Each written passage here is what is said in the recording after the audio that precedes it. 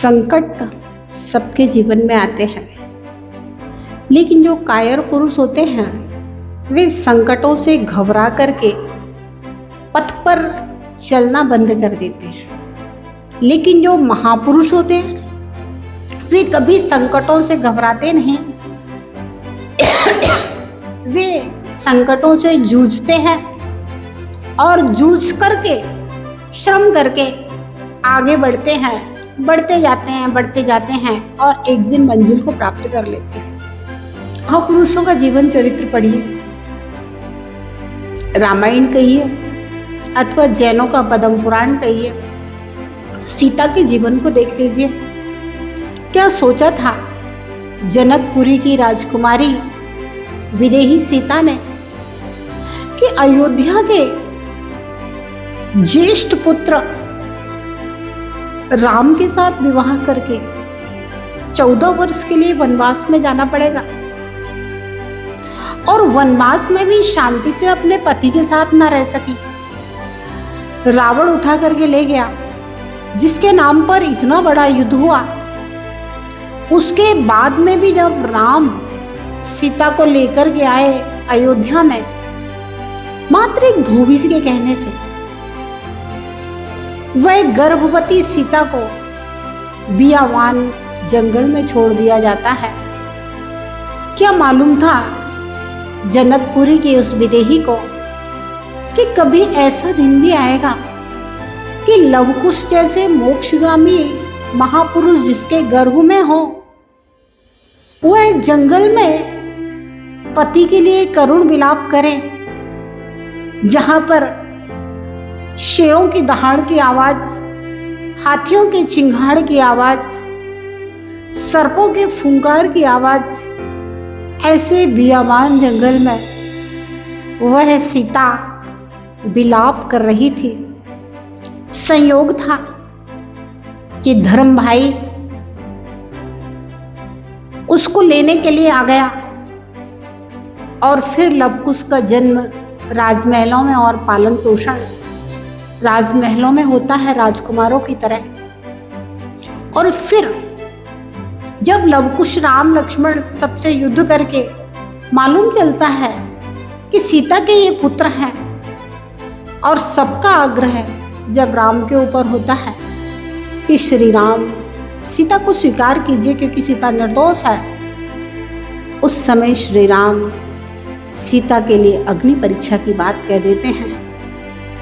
चारों ओर जनसमूह, इतना बड़ा अग्नि का कुंड देखकर ही कोई घबरा जाए। लवकुश घबरा रहे हैं, लक्ष्मण देख रहे हैं, पता नहीं राम को कैसा आत्मविश्वास है और सीता को भी आत्मविश्वास है। और अग्नि परीक्षा देने के लिए महामंत्र नमोकार का जाप करके परमात्मा का स्मरण करके वह सीता अग्नि कुंड में प्रवेश करती है। अग्नि कुंड जल का लहराता सरोवर बन जाता है। सीता परीक्षा में पास होती है। राम सीता को अपनी महारानी पटरानी बनाने के लिए आगे बढ़ते हैं। उसी समय सीता विमुख हो जाती है और वैराग्य के पथ पर आगे बढ़कर के आर्यिका दीक्षा ग्रहण कर लेती है।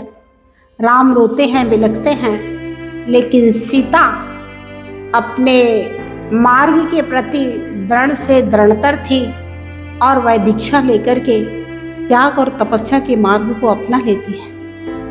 संकट तो आए, तकलीफें आई, परेशानियां आई, लेकिन सीता ने परिश्रम नहीं छोड़ा और परिणाम निकलता है। वह सीता आज भी सभी संप्रदायों में पूजनीय मानी गई है। जैनों में सती सीता, आर्यिका सीता के रूप में, हिंदुओं में जगह जगह राम सीता बोला जाता है।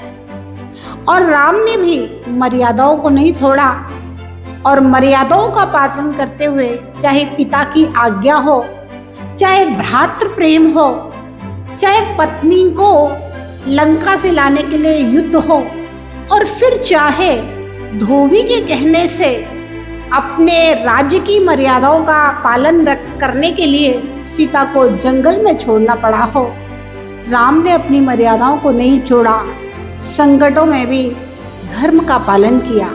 बस यही कापुरुष और महापुरुष में अंतर होता है।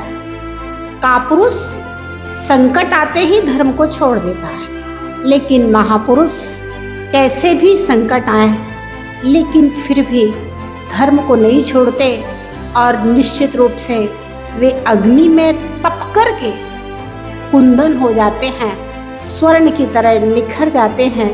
इसीलिए उन महापुरुषों की जीवन गाथाएं गाई जाती हैं, इतिहास लिखे जाते हैं, पुराण लिखे जाते हैं कि हम भी उनके जीवन चरित्र का अनुसरण कर सकें, उनके जैसा आचरण कर सकें, अपने जीवन में कुछ कर सकें, कुछ सीख सकें। तो हे भव्य आत्माओं, जब भी जीवन में कभी संकट का समय आए, परेशानियों का समय आए, तकलीफ़ों का समय आए, तो कभी भी धर्म के पथ से विचलित नहीं होना।